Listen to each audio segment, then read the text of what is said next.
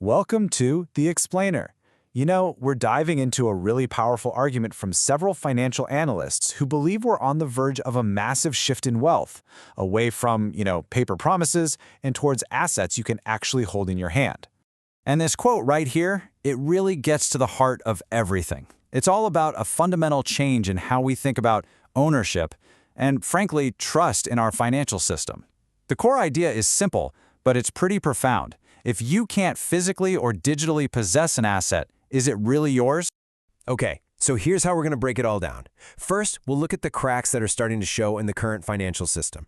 Then we're going to explore the classic safe havens, gold and silver, and see how digital assets are now part of the conversation. And finally, we'll tie it all together with the main theme, the real power of direct ownership.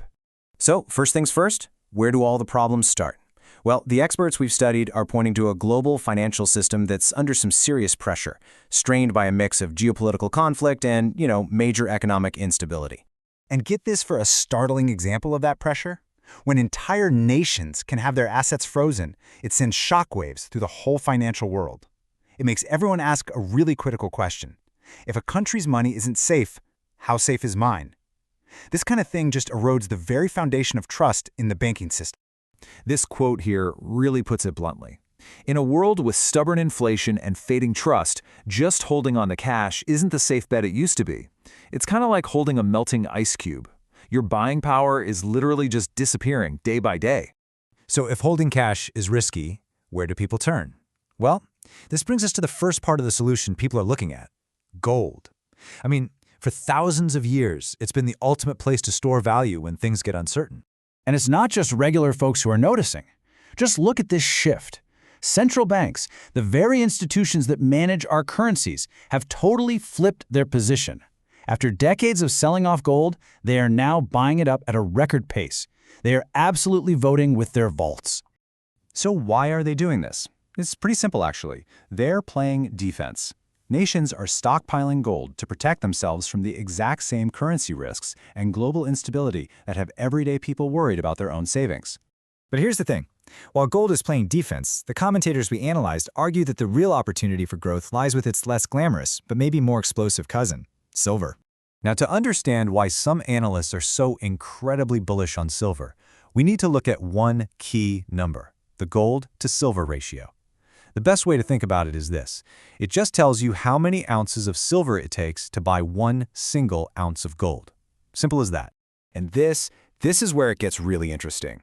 Historically, that ratio has been as low as 15-1, but recently, it's been way up over 100-1. That massive gap has led a lot of analysts to believe that silver is just dramatically undervalued, and that its price could be set to catch up in a really big way.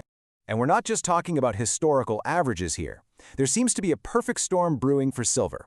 You've got industrial demand that is soaring for things like solar panels and electronics. You've got countries starting to add it to their reserves. And on top of that, there are these constant reports of a serious squeeze in the physical market.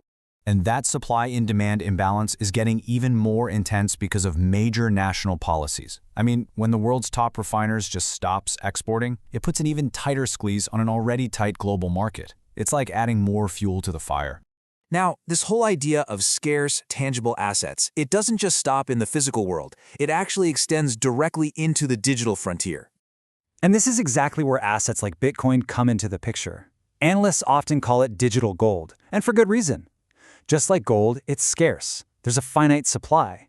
And crucially, it operates outside the control of any central bank, which makes it a potential hedge against the very monetary policies we've been talking about.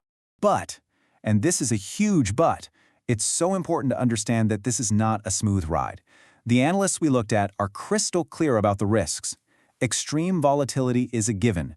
They point to classic warning signs, like the inverted yield curve, which is a pretty reliable predictor of recessions, and potential manipulation in paper markets. This is a long-term game that really requires a steady hand. And hey, just a quick but super important reminder for everyone watching.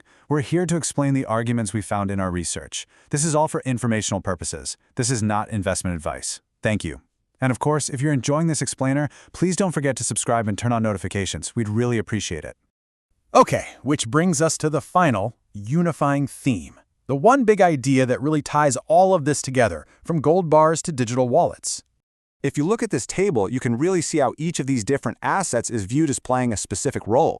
It's all part of a bigger strategy. You've got gold for defense, silver for its growth potential, and then crypto as a sort of decentralized hedge against the system itself. But the ultimate strategy, the one message that comes through loud and clear from all these sources, is this: move your wealth into assets that you, and only you, can control. The goal is to take your financial destiny out of the hands of the traditional system and put it squarely back into your own. So let's be really clear. The argument here isn't just about tweaking your investment portfolio.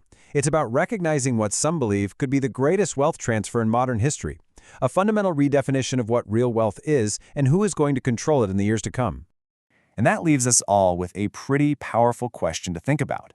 As the very definition of money continues to evolve around us, what will true wealth and ownership really look like for you and for the next generation?